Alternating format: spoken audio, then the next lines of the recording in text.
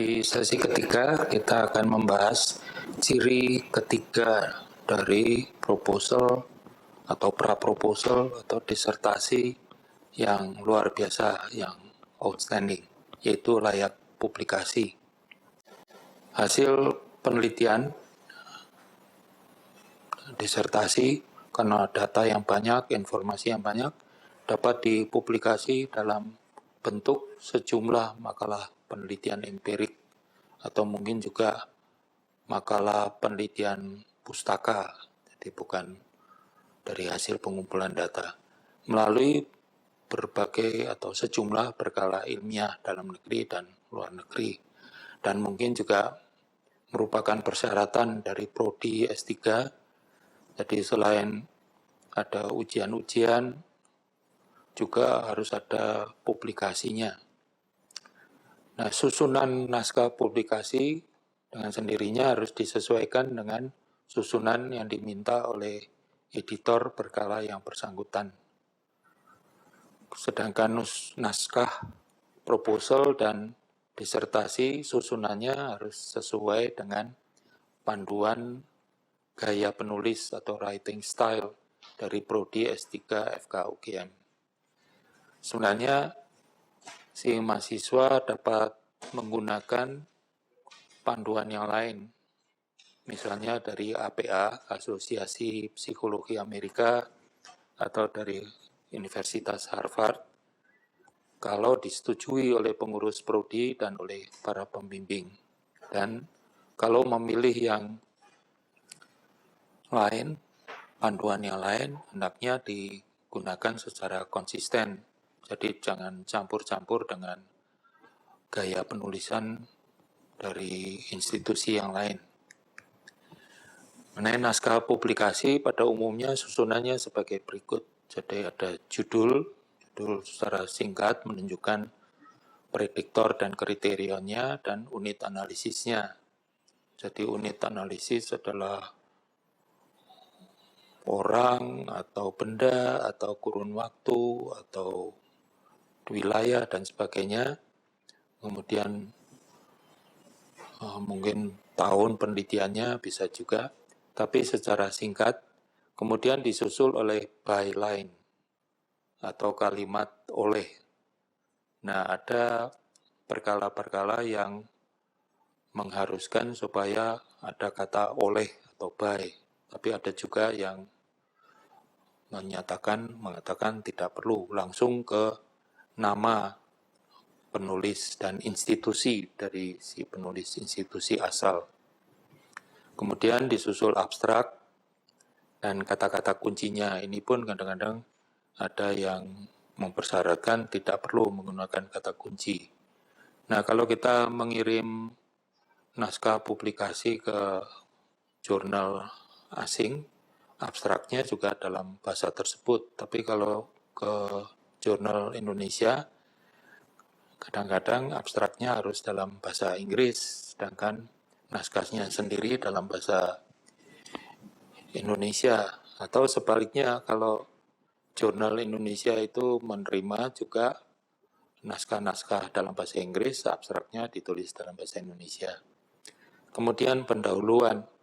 Nah, ada jurnal-jurnal yang tidak mengharuskan disebut pendahuluan karena mereka bilang dengan sendirinya setelah abstrak itu sudah pendahuluan. Dan ini secara ringkas berisi latar belakang, telah pustaka, dan pada bagian yang terakhir tujuan dari penelitiannya. Sedangkan hipotesis pada umumnya tidak ada, jadi si pembaca harus membayangkan atau memikirkan kira-kira bunyi hipotesisnya seperti apa. Kemudian metode, kemudian hasil dan diskusi, serta kesimpulan. Nah, kesimpulan ini yang seringkali langsung disorot oleh pembaca, kesimpulannya valid atau tidak, logis atau tidak, atau tidak berdasar atau berlebihan, tidak sesuai dengan rancangan penelitiannya dan kerangka konsepnya. Kemudian diakhiri dengan pernyataan terima kasih, biasanya juga pernyataan persetujuan dari komisi etik, pernyataan bahwa tidak ada clash atau clash kepentingan atau ada kepentingan khusus. Kemudian ada daftar rujukan. Jadi semua rujukan yang ada di dalam naskah itu harus disebutkan dalam daftar. Dan kadang-kadang juga ada lampiran-lampiran. Mungkin alat ukurnya atau mungkin tabel-tabelnya dipisahkan dalam bentuk lampiran. Ini secara umum susunan naskah publikasi yang semua sudah diatur oleh masing-masing editor. Sedangkan naskah proposal dan naskah disertasi ada 3 bagian, yaitu halaman-halaman muka, ada bagian utama dan ada lampiran-lampiran. Halaman-halaman muka ini diberi penomoran dengan angka Romawi tapi huruf kecil. Jadi misalnya angka 3 ya 3i, atau angka 9 itu ix. Dan ini mulai dari sampul, halaman pengesahan, kemudian prakata, kemudian ada daftar isi, daftar gambar, dan daftar tabel. Tidak ada daftar lampiran, yang ada cuma 3 ini, daftar isi, daftar gambar, dan daftar tabel. Kemudian disusul dengan abstrak. Ini semua membentuk halaman-halaman muka. Kemudian bagian utama, di sini penomorannya mulai dengan angka-angka Arab, yaitu mulai dari nomor 1 yang terus sampai bagian terakhir, yaitu lampiran-lampiran. Lampiran-lampiran ini berisi semua informasi yang perlu, yang penting, tetapi kalau diletakkan di dalam bagian utama akan mengganggu alur membacanya, kelancaran membaca. Jadi misalnya instrumen berupa kuesioner atau checklist atau keterangan tentang bagaimana pemeriksaan lab dilakukan, ini sebaiknya dilampirkan saja. Jadi langsung nomor lampiran dan judulnya, jadi tidak ada disebutkan di dalam daftar lampiran. Nah, bagian utama dari proposal dan disertasi ini ada 5, yaitu pendahuluan yang sudah kita bahas di sesi pertama, kemudian telah pustaka yang sudah kita bahas di sesi kedua, disusul dengan metode penelitian yang akan kita bahas sebentar lagi, kemudian rencana pelaksanaan penelitian dan daftar rujukan. Nah, yang keempat ini di disertasinya sendiri diganti judulnya, yaitu hasil, kesimpulan, dan saran. Jadi rencana pelaksananya tidak perlu ditulis lagi karena ini hanya perlu pada waktu masih dalam tahap proposal. Nah, mengenai yang kelima ini ada perbedaan pendapat. Ada yang mengatakan bahwa daftar rujukan ini di luar bagian utama. Tapi karena masih menyangkut apa yang ada di dalam bagian yang utama, dalam pendahuluan atau dalam telah pustaka, secara praktis sebenarnya lebih baik dimasukkan sebagai daftar utama, jadi termasuk suatu bab, yaitu bab kelima. Istilah daftar pustaka dipakai kalau selain daftar rujukan, juga ada pustaka-pustaka yang tidak dirujuk, tapi dibaca atau yang berkaitan dengan penelitian yang bersangkutan. Atau juga ada daftar pustaka dengan catatan-catatan. Jadi di tiap pustakanya ada catatan ringkas tentang isi dari pustaka yang bersangkutan. Nah, kalau kita ingat alur pembuatan proposal atau disertasi, maka bab kedua dan ketiga sangat dipengaruhi oleh apa yang kita tulis di bab 2. Kalau kita melakukan systematic review selanjutnya, yang berarti ada perbaikan dalam kerangka konsep atau dalam rancangan penelitian, dengan sendirinya masukan-masukan ini akan kita pakai di bab 2 dan bab 3. Jadi supaya layak publikasi, apa yang kita ambil dari disertasi ini harus memenuhi syarat-syarat berikut yang sebenarnya juga merupakan syarat dari proposal dan disertasi itu sendiri. Jadi ditulis dengan bahasa Indonesia dan bahasa Inggris yang benar. Jadi secara tata bahasa atau gramatikal dan juga secara komunikatif enak untuk dibaca. Jadi ada alur yang lancar. Kemudian jika ada istilah-istilah asing, bahasa Latin misalnya yang digunakan seperti et al, hendaknya ditulis sesuai dengan kaidah yang berlaku. Kalau dengan word processor komputer bisa cetak miring, tetapi kalau secara manual dengan mesin ketik biasa digarisbawahi. Ini bagi si editor sudah tahu kalau ini sebenarnya dicetak miring. Dan et al atau dan kawan-kawan ini menulisnya seperti ini, titiknya di belakang all. Kemudian supaya layak publikasi harus bebas pemalsuan.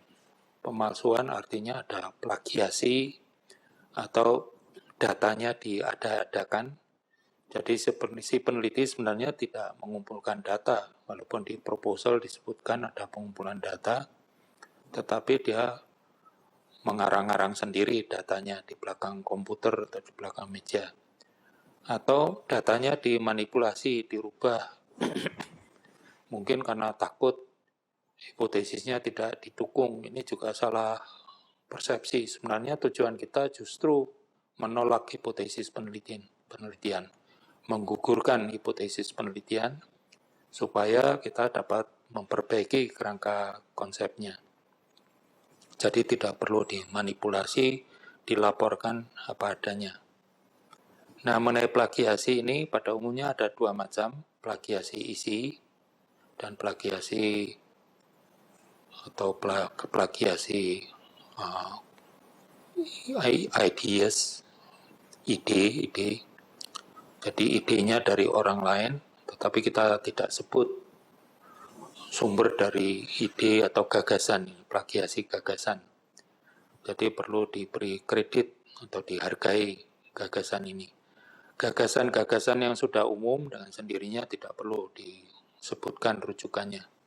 Kemudian ada plagiasi tulisan. Jadi mengutip atau copy paste dari tulisan yang lain dan tidak diberikan tanda-tanda kutipan dan juga tidak disebutkan rujukannya. Dan ada ketentuan dari masing-masing editor mengenai cara untuk menunjukkan rujukan atau kutipan. Kemudian sedapat mungkin bebas dari kesalahan. Menjadi salah atau tidak benar jika penyimpulannya berlebihan atau tidak masuk akal, tidak didukung oleh data atau tidak mempertimbangkan keterbatasan penelitian, baik dalam hal kerangka konsep maupun dalam hal rancangan penelitian. Nah, mengenai rancangan penelitian, ini dibahas pada bagian yang pertama dari bab 3. Jadi secara umum, bab 3 atau metode penelitian ini ada 4 bagian. Yang pertama rancangan penelitian, kemudian metode pengumpulan data, metode pengolahan data, dan metode penafsiran data. Ini 3 bagian yang terakhir ini. Itu sebenarnya dirubah A, B, C, dan D. Merupakan operasionalisasi dari 1, 2, 3A. Jadi di bagian yang pertama, rancangan penelitian, ini dibahas rancangan pengumpulan data, rancangan pengolahan data, dan rancangan penafsiran data. Yang sering kali kita lihat di bagian ini, si peneliti hanya menulis secara singkat bahwa rancangan penelitian ini menggunakan rancangan eksperimental, apakah itu kuasi eksperimental atau eksperimental murni. Ini sebenarnya hanya menyangkut yang ketiga, yaitu soal penafsiran data. Sedangkan kadang-kadang atau seringkali penelitian tersebut sudah tidak valid di pengumpulan data. Jadi baik pengumpulan data maupun pengolahan data juga harus ada rancangannya. Nah, apa yang kita maksud dengan rancangan? Rancangan adalah logika atau cara bernalar dari metode penelitian. Sedangkan rencana penelitian di bab 4 dari proposal adalah logistics dari pelaksanaan penelitian. Jadi masalah sumber daya, masalah penjadwalan, masalah budget yang diperlukan dan sebagainya. Jadi yang penting ini supaya kesimpulannya nanti valid atau logis, maka diperlukan rancangan yang kuat atau yang robust. Yaitu supaya nanti kita menyimpulkan dengan cara yang valid, apakah hipotesis penelitiannya diterima atau ditolak, dan apakah pertanyaan penelitiannya dijawab. Pertanyaan penelitian biasanya dijawab dengan data kualitatif, sedangkan hipotesis penelitian bisa dijawab dengan data kuantitatif maupun kualitatif. Kita mulai dengan yang pertama, yaitu rancangan pengumpulan data. Jadi logika dari pengumpulan datanya. Peneliti harus secara konsisten menggunakan alat atau cara yang valid dari subjek yang tepat. Secara konsisten mengumpulkan data dari subjek yang tepat. Nah, istilah data ini sebenarnya agak aneh jika digunakan untuk data kualitatif, karena data itu punya skala. Jadi bisa diberi angka atau kode. Sedangkan data kualitatif secara narasi saja, apa yang ditangkap oleh si peneliti itu yang ditulis. Apa yang dinyatakan oleh subjek penelitian itu yang ditulis, jadi tidak berskala. Sedangkan data kuantitatif, karena berskala, apakah itu berskala nominal, ordinal, interval atau rasio, bisa dikenakan atau diterapkan tanda-tanda matematikanya. Jadi yang pertama, supaya pengumpulan datanya valid, alat atau cara pengumpulan datanya harus valid. Dan ini tidak cukup dengan mengatakan bahwa alat ini sudah valid di tempat lain atau pada penelitian lain. Jadi si peneliti harus menjelaskan bahwa ada validitas isi. Ini dilaksanakan sebelum data dikumpulkan. Kemudian dengan data si peneliti kemudian menunjukkan bahwa ada validitas konstruk. Nah, validitas ini adalah pernyataan dari para ahli. Jadi ada expert validity atau validitas ahli, atau secara substansi atau secara konseptual memang valid, atau face value-nya secara yang dinyatakan itu adalah valid. Dan kalau instrumen itu berupa suatu kuesioner yang diterjemahkan dari bahasa asing, juga harus dideskripsikan bagaimana proses penerjemahannya, apakah dilakukan oleh penerjemah yang punya kemampuan, dan juga diuji coba berkali-kali untuk menunjukkan bahwa para responden mengerti apa yang ditulis di dalam kuesioner yang bersangkutan. Kemudian setelah disiapkan instrumennya, dipakai untuk mengumpulkan data yang terkumpul ini dipakai untuk menunjukkan validitas konstruk. Jadi apakah memang berfungsi untuk mengukur konstruk yang bersangkutan. Untuk itu diperlukan beberapa hipotesis tentang validitas dari alat atau cara pengumpulan data. Kemudian data yang terkumpul dipakai untuk menguji hipotesis-hipotesis tentang alat ukur itu. Penggunaan dari alat atau cara yang valid juga harus konsisten, harus baku. Jadi kalau kuesioner misalnya, pengumpul datanya harus diseleksi dengan kriteria tertentu, dilatih dan disupervisi. Dan harus dibuktikan, ditunjukkan dengan data bahwa memang ada konsistensi di dalam diri si pengumpul data itu maupun antar pengumpulan data. Ini juga berlaku untuk hasil pemeriksaan laboratorium. Misalnya, apakah ada kesepakatan antara pengumpul data yang pertama, misalnya mikroskopis yang pertama dengan mikroskopis yang kedua, tentang pemeriksaan untuk subjek yang sama.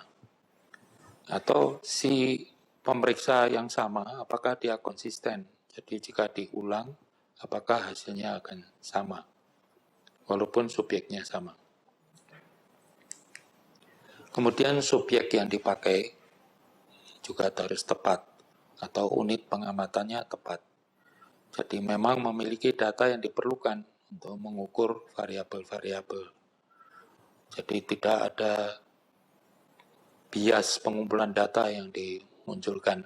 Misalnya same subject bias timbul kalau untuk prediktor dan kriterion subjeknya sama. Kemudian ada kemungkinan recall bias. Misalnya kita membandingkan antara orang-orang yang mengalami suatu peristiwa dan orang-orang yang tidak mengalami suatu peristiwa. Recall atau ingatannya akan berbeda. Kemudian juga bisa ada sampling bias. Jadi pada waktu memilih subjek-subjek atau unit-unit analisis, mungkin ada pertimbangan praktis, jadi tidak disampel secara random. Kemudian kuantitasnya, kalau diambil sampel, jadi diusahakan supaya besar sampel ini tidak menimbulkan sampling error. Sampling error ini tidak disengaja. Jadi mungkin karena terlalu kecil, terjadi kesalahan di dalam sampling. Dan dengan memperbesar sampel, kita dapat memperkecil sampling error. Kemudian yang kedua yaitu rancangan pengolahan data. Jadi diupayakan supaya teknik-teknik ilmu statistik yang digunakan adalah tepat. Jadi sesuai dengan skalanya, sesuai dengan asumsi-asumsinya. Jadi diperlukan untuk menghitung kekuatan korelasi antara variabel-variabel yang disebutkan dalam hipotesis penelitian atau perbedaan antara mean atau proporsi antara dua atau lebih kelompok. Kemudian kalau temuannya pada sampel masih harus ada penyimpulan apakah hasil yang diperoleh pada sampel juga berlaku pada populasi. Jadi diperlukan uji-uji statistik yang sesuai dengan skalanya dan asumsi-asumsinya. Nah, kemudian mengenai rancangan penafsiran data, kita mempertimbangkan validitas dalam dan validitas luar.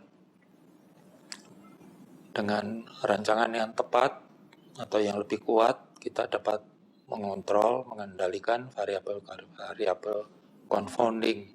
Jadi yang membuat rancu penafsiran.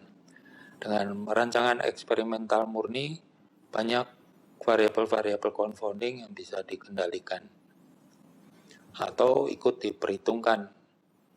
Jadi dengan rancangan yang multivariat, yang confounding yang diketahui bisa ikut diperhitungkan. Kemudian validitas luar, apakah data yang dihasilkan juga berlaku untuk subjek-subjek dan unit-unit analisis di luar populasi penelitian. Jadi kalau rancangannya kuat, diharapkan kesimpulannya juga valid atau logis.